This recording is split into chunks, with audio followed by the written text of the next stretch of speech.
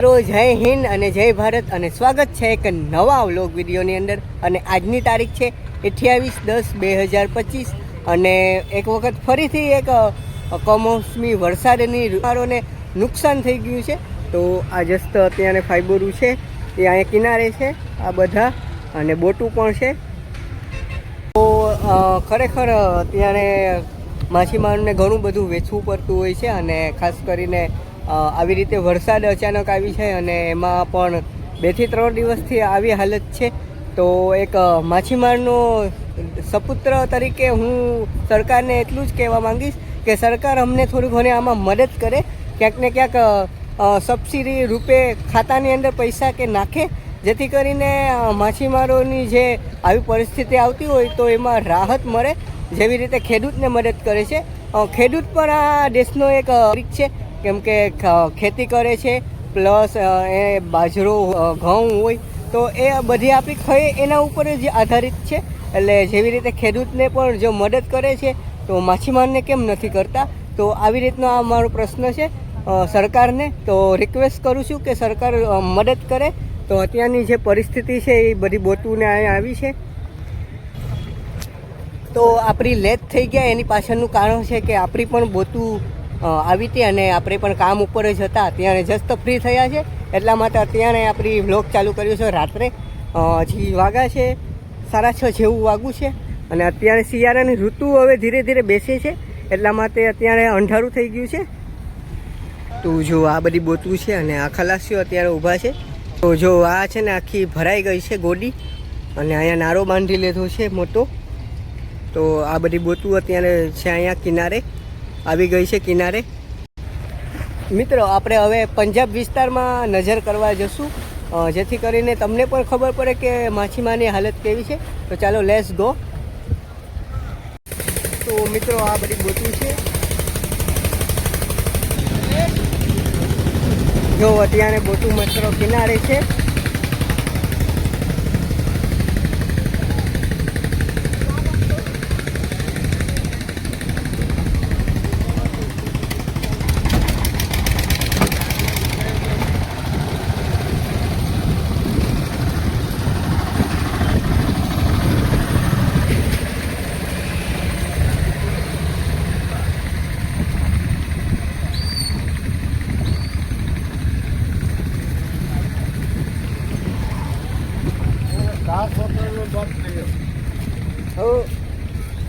જો આ બધી મિત્રો કિનારે જ બોટું લાગી ગઈ છે।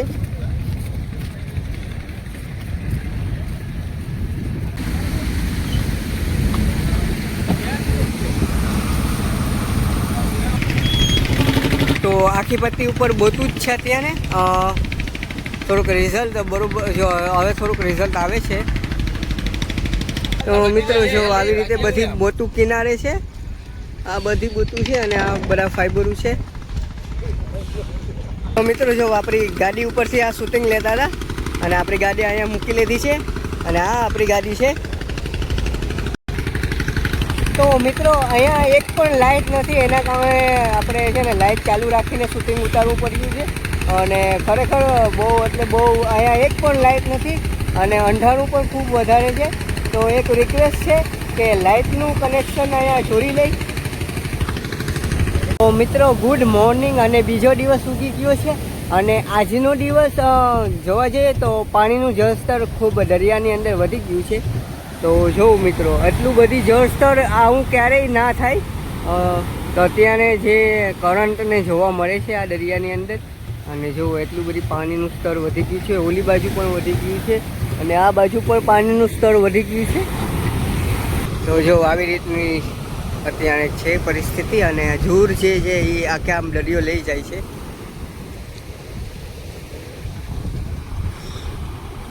તો અત્યારે બોટું જો ભરેલી છે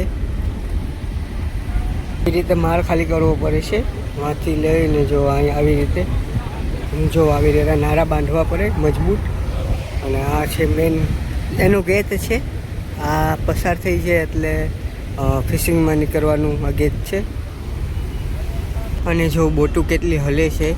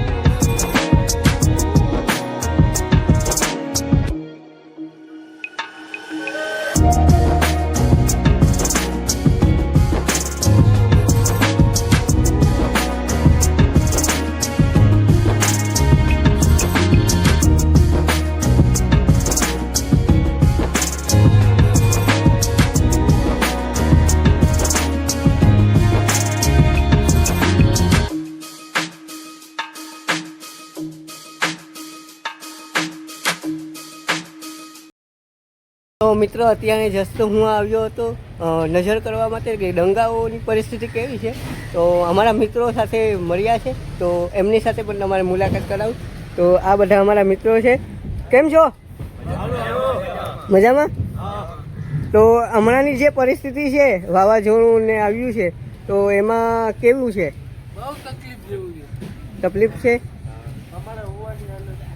અને અહીંની જે પરિસ્થિતિ છે, જે વરસાદ ને અહીં રહેવાની વ્યવસ્થા છે, એ કેવી છે? બહુ ખરાબ છે. અહીંયા હોવાની સગવડ નથી. બીજી ઠેકાણે હોવા જાય. બીજી જગ્યાએ જાઓ છો ને? તો મિત્રો તમે જોયું સાંભળ્યું ને કે વરસાદને જે આવે છે એના ઉપરથી તકલીફો ઘણી બધી છે. રોડ ઉપર કિચડો થઈ ગયા છે. તો આવી રીતની પરિસ્થિતિ છે. ચાલો, અત્યારે સૂર્યાસ્ત થવાની તૈયારી છે અને બોટું ધીરે ધીરે નીકળે છે. અને ઓલી બાજુ જો પાણાઓ આમ ઘસી ગયા છે આ બાજુ, અને આવી પરિસ્થિતિ છે અત્યારે નિર્માણ થઈ છે. તો વિડીયો તો આજ માટે આટલું જ છે. ફરી મળશું એક નવા વ્લોગ સાથે. તો મળશું મેરે કેરે, મળશું ગામડે ગીર, નહીં મળે યા મેં કરે તેથી ધરતી ધૂત થશે. તો ચાલો, ટાટા, બાય બાય.